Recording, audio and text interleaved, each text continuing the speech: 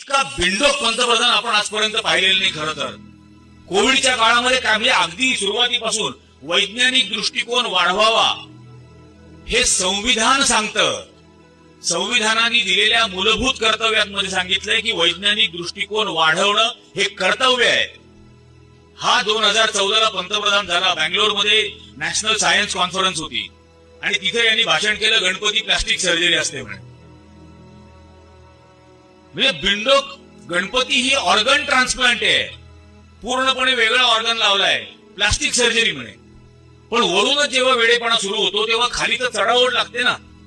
मग खाली सुरू झाले, गाईच्या गोमूत्रात सोनं असतं, शेणातून युरेनियम जात नाही, सोलर पॅनलचा वापर वाढल्यामुळे सूर्य थंड व्हायला लागलाय. म्हणजे झोडून काढलं पाहिजे यांना. कोविडच्या काळामध्ये महामारी आलेली, जगभर लोक मरतायत, हा आपल्याला सांगतो टाळ्या वाजवा, थाळ्या वाजवा, दिवे लावा, दिवे बंद करा, याच्याने कोविड दूर होणार होता. हे सगळं थोतांड करून